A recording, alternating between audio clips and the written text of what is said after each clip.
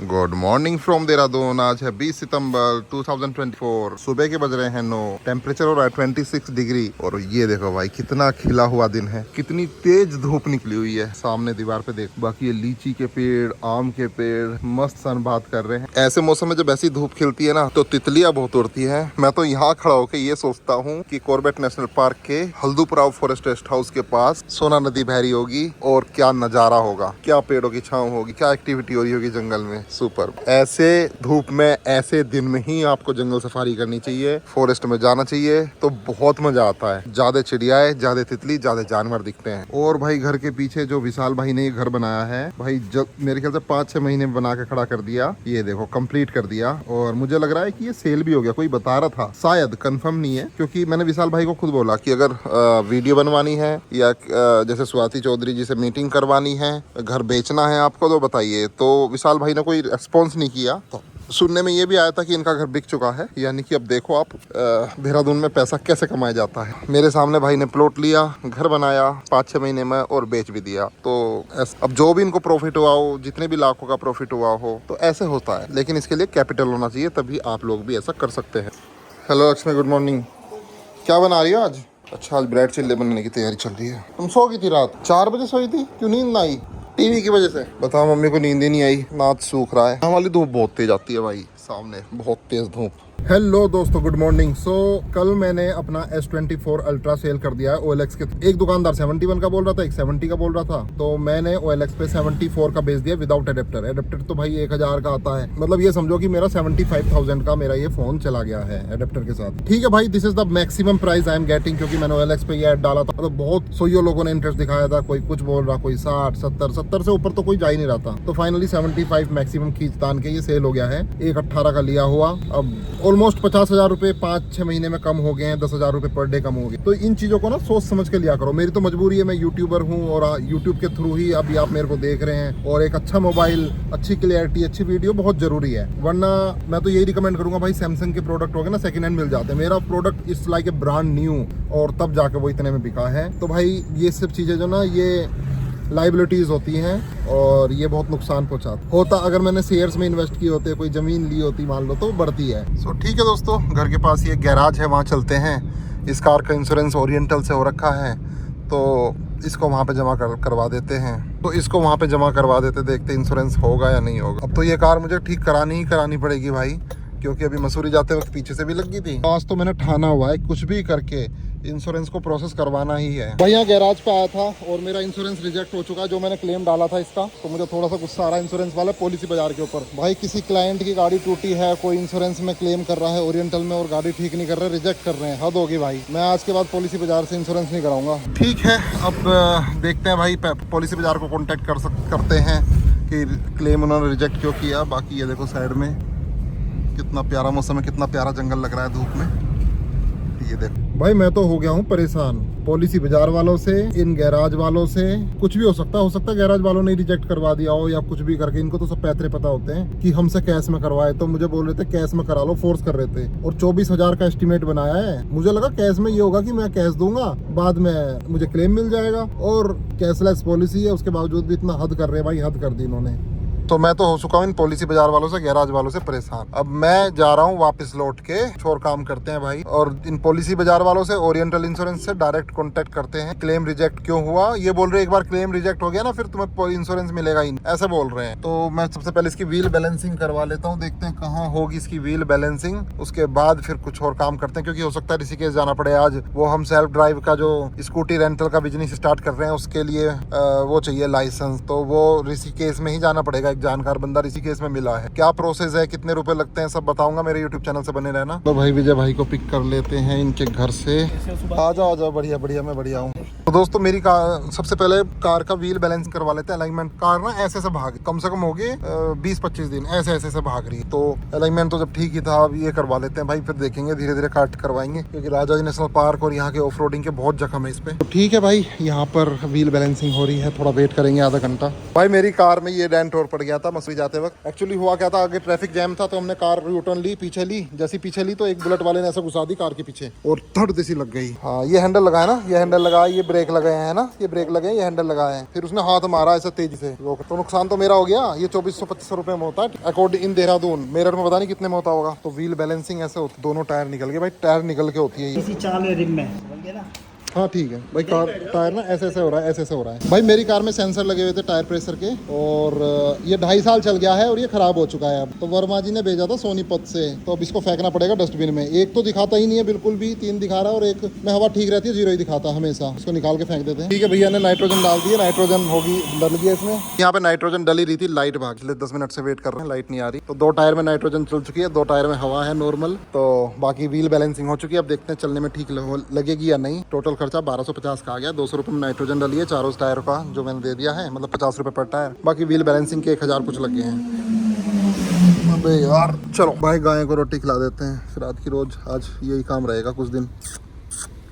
थोड़ा अपने स्थल प्लॉट पे आए थे और यहाँ पे कुछ बंदर आए हुए हैं, बैठे गबरू कुछ यहाँ पे थे बच्चे उच्चों के सब, तो भाग गए मैं देख के। एक्चुअली अब मैं आज अपने प्लॉट को एलेक्स पे डाल देता हूँ, क्योंकि यहाँ के जो जितने भी एजेंट थे ना वो सब फेल हो चुके हैं। अब वैसे बिकेगा वरना ओलेक्स पे डाल दूंगा, नहीं तो कुछ दिन बाद इसको मैं एक बोर्ड खड़ा कर दूंगा, बोर्ड पे लिख देंगे, देखेंगे जब जैसा भी होगा। हमें जल्दी से जल्दी सेल करना है दोस्तों। अभी ऋषिकेश जाना कर दिया है कैंसिल, क्योंकि जो एजेंट था उसने बोला कि भाई अभी मत आओ, 2 बजे तक आना था। कल बोल रहा था 3 बजे आ जाना, आज बोल रहा है 2 बजे तक आना था, अब तुम लेट हो गए। और फिर मैं अब देहरादून वाले आरटीओ में ही पूछता हूँ, कोई मिलता है एजेंट जो हमें रेंटल का लाइसेंस दिलवा दे। ये देखो कैसा मौसम हो रहा है यहाँ पे ऑर्डिनेंस फैक्ट्री के पास देहरादून में। ये है यहाँ का देहरादून का मौसम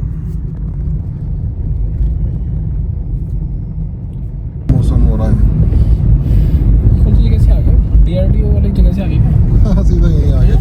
सीधा एक बार आरटीओ चलते हैं, पहले आरटीओ ऑफिस चलते हैं, वहाँ पे लाइसेंस वगैरह देख लेते हैं, हो रहा है नहीं हो रहा। दोस्तों मैं आपको एक बात और बता दूं, जैसे ये व्लॉग्स बन रहे हैं ना डेली, और ये बनाने बहुत ज़रूरी हैं, प्रैक्टिस होनी बहुत ज़रूरी है व्लॉगिंग की। दिस इज़ लाइक के प्लेइंग गेम। आप मान लो क्रिकेटर्स होते हैं, वो प्रैक्टिस करते हैं पिच पे डेली गेम तो नहीं खेलते ना, प्रैक्टिस करते हैं। तो जब मैं रियल गेम खेलूंगा, यानी कि रियल व्लॉग बनेंगे जंगल के या कहीं के जाने के, तो मैं और भी परफेक्शन से बना पाऊंगा। अभी तो मैं डेली व्लॉगिंग चल रही है, तो this is a practice, story telling की प्रैक्टिस हो रही है। क्या रिकॉर्ड करना है, क्या रिकॉर्ड नहीं करना, सारी प्रैक्टिस होती है। कोई ये मत समझना कि ये वेस्ट ऑफ टाइम है या ये व्लॉग क्यों बन रहे हैं, ये बनेंगे भाई। जब मैं कहीं नहीं जा पाऊंगा तो ये व्लॉगिंग भी चलती रहेगी, चाहे यूजफुल हो चाहे यूजलेस हो, मेरे को तो व्लॉगिंग करनी है। अब वो आपको डिसाइड करना है if I am wasting your time, या फिर आपको मज़ा आ रहा है व्लॉग देखने में, आप एंटरटेन हो रहे हो, वो आपको डिसाइड करना है। सो दोस्तों अभी ऑर्डिनेंस फैक्ट्री से निकल के मैं आ गया हूँ कैंट एरिया में। ये है देहरादून का कैंट, मैंने पहले भी दिखाया। देखो आज मौसम कैसा हो रहा है, बिल्कुल साफ़ सुथरी सड़कें, बिल्कुल अंधेरा सा, चारों तरफ ग्रीनरी।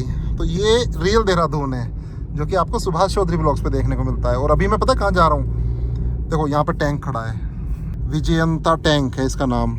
और अभी मैं जा रहा हूँ हथियारों की दुकान पे। यहाँ पे या तो वो दार्जिलिंग में मिलते हैं या देहरादून में मिलते हैं, ये तो नहीं बताऊंगा कि कहाँ मिलते हैं, लेकिन थोड़ा बहुत हल्की फुल्की सी झलक दिखा दूंगा। और वो आर्मी, क्योंकि मेरे फादर आर्मी में थे, तो आर्मी में ही चलते हैं वो हथियार, और आर्मी वालों को ही अलाउ होते हैं। गोरखा रेजिमेंट को अलाउ होते हैं। गोरखा रेजिमेंट पूजा करती है दशहरा, हम भी उसकी पूजा करते हैं, और स्पिरिचुअल होते हैं वो चीज़ें। और उसको हम मंदिर में भी चढ़ाते हैं उन हथियारों को। तो अभी मैं वो दिखाऊंगा भाई आपको। तो यहाँ पे देखो कैसा हो रहा है, लिटरली ये अलग ही दुनिया है। बड़े बड़े पेड़, बचपन से ये है यार, हम तो यहाँ पे रह रहे हैं, आर्मी स्कूल में पढ़ाई हुई है, तो यहीं पे हम पैदल जाना, मार्केट तक पैदल आते थे, मतलब 3-4 किलोमीटर मम्मी के साथ ही पैदल।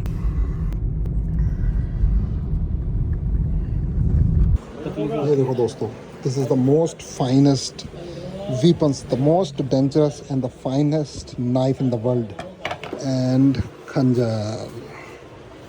जैसे वो काउंटर स्ट्राइक में ऐसा आता है गेम्स में, भागता है ना, भाई ये एक्ट देखो कितनी खतरनाक है। कुन फू असल की याद आ गई, एक मूवी थी कुन फू असल, देखी आपने? कुन फू असल नहीं देखी ना?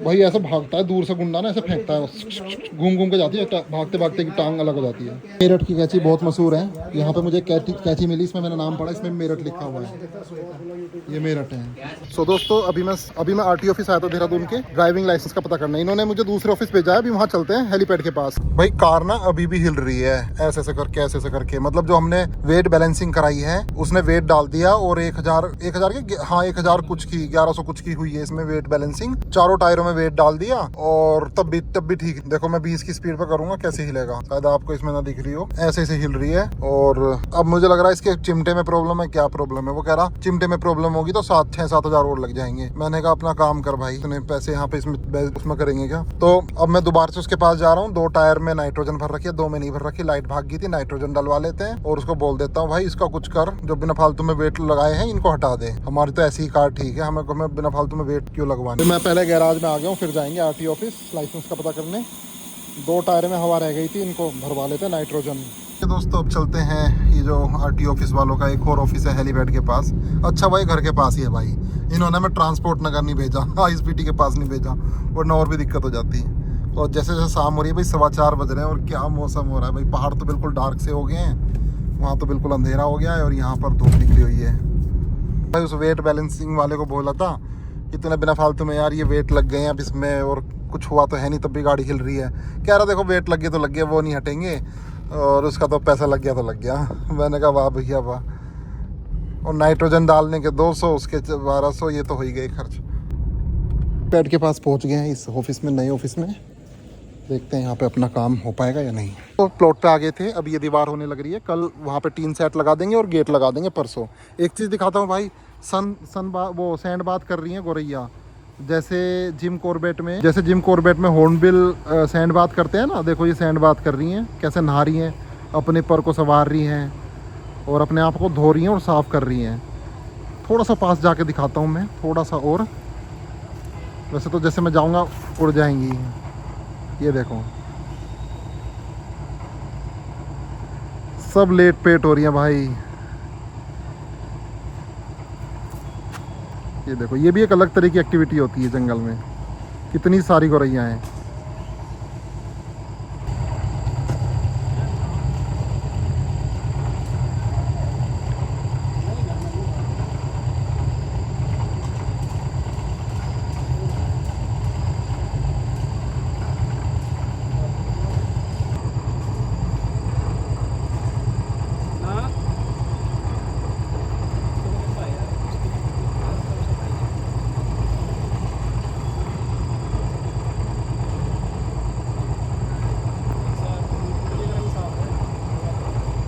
मैं आपको वो जगह दिखाता हूँ जहाँ पे ये सैंड बात कर रही थी। ये देखो ये छोटे छोटे से गड्ढे बना दिए, यहाँ पे सैंड बात कर रही थी। ये कर रही थी भाई, कैसे गड्ढा बना दिया यहाँ पे, इतना बड़ा गड्ढा बना, इतना गहरा गड्ढा कर दिया यहाँ पे सब जगह। मस्त भाई, इनको मजा आ रहा था। यहाँ पे ये डस्ट पड़ा हुआ है तो इसमें इनको सैंड बात करने में मजा आ रहा है। इसमें चोंच भी रगड़ रही है और अपने पंख भी साफ कर रही है। अब सारी उड़ के यहाँ पे बैठ गई, क्योंकि वहाँ पे कोई मजदूर है जो कि लकड़ी काट रहा है। तो एकदम से इनको आवाज आई, मुंह ऊपर किया, थोड़ी देर महसूस किया कि हो क्या रहा है, कहीं हमें खतरा तो महसूस नहीं है, फिर उड़ गई एकदम से यहाँ पे।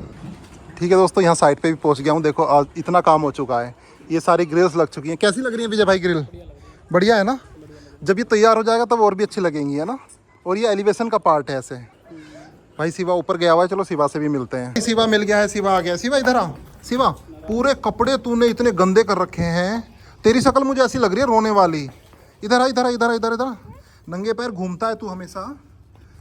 कल एक्चुअली ईशान भाई अपने बच्चे को ले आए थे यहाँ पे, और उसने चॉकलेट दी थी ना तेरे को, कल बहुत सारी चॉकलेट मिली ना। हाँ, सब खत्म कर दी, सब खत्म कर दी। भाई इसका मुंह देखो, ये क्या कर रहा है भाई? तू रो रहा था ना? किसने मारा ये बता, किसने मारा? आज तो तू आर्मी मैन बना हुआ है, ये आर्मी लिखा हुआ है यहाँ पे। भाई इसका फ्रंट कैमरा ओपन करता हूँ, फिर देखना कैसे करेगा। कह रहा है कौन है वो, ये देखो, ये है, ये है शिवा। शिवा ये है, कौन है ये? शिवा है भाई, आज मस्ती में है ये। पूरा रेत में हो रखा भाई, यहाँ भी रेत लग रहा है और गीला हो रखा है इसका, ये भी। इसको सबसे पहले ठंड लगती है, अगर बारिश हो जाती है ना, मौसम चेंज होता है देहरादून में, तो सबसे पहले ये जैकेट निकालता है। अब तू क्या करेगा? अब क्या करेगा काम? अब तो तू टेका लगा के रखता है रेत का हमेशा यहाँ पे, उसका सीमेंट का। भाई लेबर का बच्चा है, सीमेंट का टीका लगाता है ना। एक बार इसने क्या किया भाई, ये जो कट्टे रखे हैं ना, चक्कू लेकर सब कट्टों में चक्कू घुसा दिया। फिर इसको ये डर गया मुझसे, मैंने पूछा क्या कर रहा है, ये डर गया। अब तो नहीं करता ये काम, गलत काम है ना, अब तो चक्कू से नहीं करेगा ऐसा, अब नहीं करेगा भाई ये बिल्कुल भी। चलो सबको हेलो कर दो, हेलो हेलो कर दो, इसमें मोबाइल में हेलो करो, हेलो मोबाइल में हेलो हेलो। भाई शिवा से मिलने आओ यहाँ पे, शिवा आपका वेट कर रहा है। जा रहा है कह रहा मैं जा रहा हूँ। ये शिवा देखो कहाँ घुस गया, इससे मुझे पूरी उम्मीद थी ये करेगा ही गड़बड़, और अब उस वाली साइड पे भाग गया, उस उधर प्लॉट पे, उधर इसके पापा मम्मी काम कर रहे हैं, वहाँ भाग गया। रुक जा तू, आ रहा हूँ मैं, रुक जा, आ रहा हूँ मैं। क्या कह रहा है, क्या कह रहा है?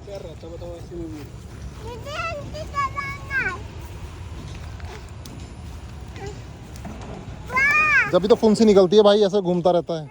इतने मोटे मोटे फोड़े हो जाते हैं इनके, इतने मोटे मोटे फोड़े हुए रहते हैं, जैसे हमारे बचपन में होते थे गांव में, मिट्टी में ही पल जाते हैं। दोस्तों जो घर के पास कार प्रो वाला है ना, पैसिफिक गोल्फ के बराबर में, मैंने उसको कार दिखाई थी कि चल तू भाई कितना डेंट ले करेगा, मतलब डेंटिंग पेंटिंग कितने में करेगा। तो जैसे मेरठ में मेरा दोस्त है संदीप, गंगानगर में रहता है, मोहाना रोड पे, उसने बोला भाई हमारे यहाँ गैराज पे ना उनका एक जानने वाला कह रहा कि 1000 रुपये में एक गेट ठीक कर देता है। बहुत बढ़िया रेट है भाई। फिर मैं ये DS मोटर पे गया सुबह, ये भाई 2400 रुपये में एक गेट ठीक करता है।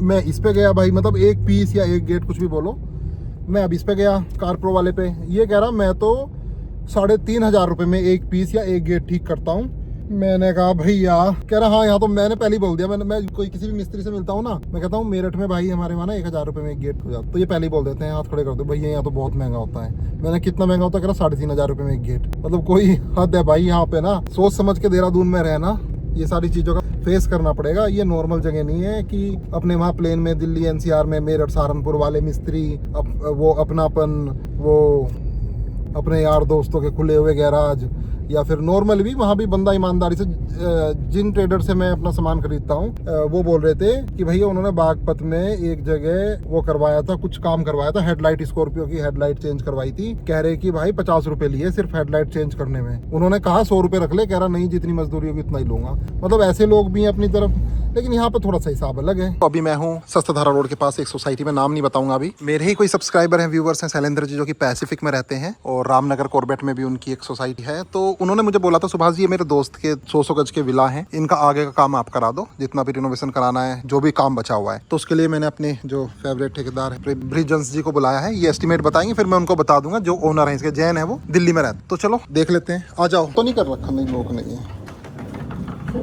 सो दोस्तों यहाँ पे ये बिल्डिंग तो देख ली है, और ये ब्रिजंस जी हैं, यहाँ के बेस्ट ठेकेदार हैं भाई, बेस्ट। जो हमारे यहाँ लग रहे हैं मुन्ना जी, वो तो थोड़े से लथार्जिक हैं और ढीले हैं, धीरे धीरे काम करते रहते हैं, पर इनका काम करने का स्टाइल अलग है। अभी बुलाया फोन करके, अभी आ गए। ये वहाँ थे बल्लूपुर चौक पे, यहाँ से 10 किलोमीटर दूर, लेकिन फिर भी आ गए। देहरादून में किसी को घर बनवाना है, डायरेक्ट कॉन्टैक्ट ब्रिजंस जी से करो। एक गौरव भाई हैं, सहारनपुर के यूट्यूबर हैं, मिलियंस में सब्सक्राइबर है उनके, उनको भी मैंने इनको रिकमेंड किया था, लेकिन वो फिर भी अपने गाँव से पकड़ के ले आए कहीं और से, कोई बात। बाकी एक और आर्किटेक्ट का फोन आया था, मेरे व्यूवर्स हैं मेरठ से, उनको भी रिनोवेशन कराना था वसंत विहार में की कोठी में, तो इनका नंबर दिया। यहाँ भी जब ये सब हो रहा है तो मैंने इनको याद किया, इन्होंने भी एस्टिमेट बता दिया है। 200 गज का ये मकान है, हमने मिनिमम टू मिनिमम बता दिया है उनको, ओनर को। अब देखते हैं जो भी होगा, जैसी भी डील होगी, अगर ये करेंगे तो यूट्यूब पे देखने को मिलेगा, वरना नहीं। तो ठीक है भाई, देहरादून में भी अगर किसी को घर बनाना है, किसी का प्लॉट पड़ा है, सीधा कॉन्टैक्ट करो ब्रिजंस। और ब्रिजंस भाई से कॉन्टैक्ट कैसे करोगे, नीचे डिस्क्रिप्शन में विजय भाई बोल देना, ब्रिजंस भाई का नंबर चाहिए। मतलब क्या बनवाना है, बनवाता तो मैं भी हूँ, मतलब ऐसा नहीं है डायरेक्ट आप इन तक पहुँच पाओगे, पहुँचोगे तो हमारी। सो दोस्तों 6:45 हो रहे हैं, और अभी एक अपने ही व्यूवर हैं जय भाई, जो यहीं रहते हैं देहरादून में, वो रुड़की से हैं वैसे तो यहीं पे उनका प्लॉट भी है कालागांव में। तो जो ठेकेदार को मैंने बुलाया था, उनको मैंने बुलाया, बोल दिया कि मेरे साथ चलो, वो मिलने वाले हैं, एक बार उनका भी प्लॉट देख लेते हैं, अगर कंस्ट्रक्शन करना होगा क्या होगा। वैसे तो रात हो गई है,